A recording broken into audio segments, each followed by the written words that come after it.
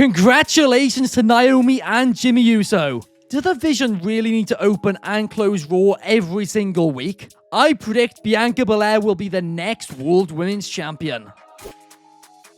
What is up, wrestling fans? I hope you're all having a splendid Tuesday. I'm Allison here at Wrestling Republic, and I have analysed last night's episode of Monday Night Raw, and I have got my 5 key findings, so let's get straight into them. In at number 5, we don't need to open and close Raw with the Vision every single week. I understand they are meant to be the focal point of the show at the minute, and that is understandable, and that should be the way it is, honestly.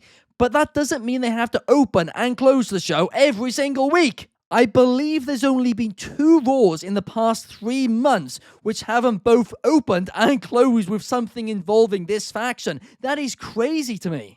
And it's feeling way too repetitive now. I mean, if we look back at the Bloodline, they were the focal point of SmackDown for like 3 years, and they were not opening and closing the show every week. Yes, they would sometimes, but it would be like once or twice every couple of months. It's just copy-paste every week right now. The Vision open Raw, they cut a promo, someone interrupts, it leads to a match later in the night, and that match later in the night either ends in a DQ or it's some overbooked nonsense. And yes, sometimes that is fun, sometimes that works, but every week, it's just too much. In at number 4, Dragon Lee and JD McDonough have incredible chemistry. From a purely in-ring perspective, Dragon Lee and JD McDonough's interactions in that ring last night were the highlight of Monday Night Raw by absolute miles. I mean, it was incredible. I was utterly stunned. I mean, yes, we saw them compete against each other in NXT a couple of years ago, but obviously they have both improved a lot since then.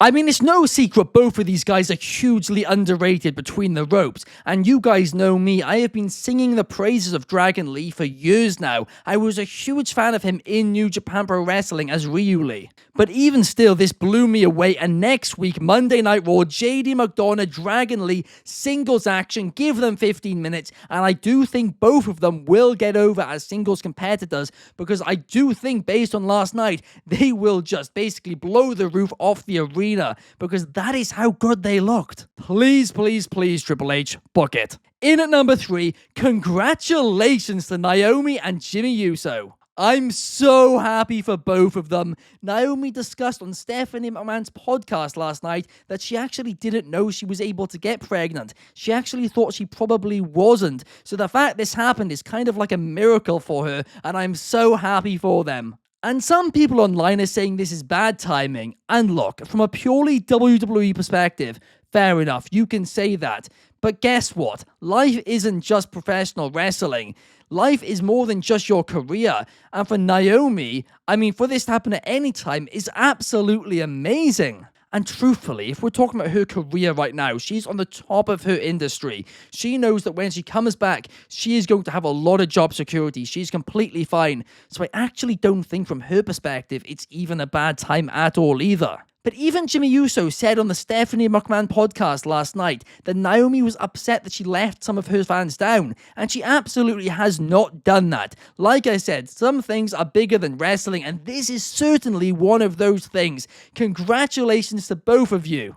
But before we get into the top 2 key findings, please like, subscribe, and comment your thoughts on Monday Night Raw down below. I always love to hear from you guys, and liking this video, it does make a huge, huge difference. Thank you so much. In at number 2, I am fascinated as to where this Bayley arc is going. Last week, I said I loved her pre-recorded breakdown segment, and this week we got to see even more of it, and it got even better. Like I predicted last week, we are clearly not heading towards just the heel Bayley. It is clearly going to be a crazy Bayley, a broken Bayley, and that is not something we have seen before, and it is something that does excite me.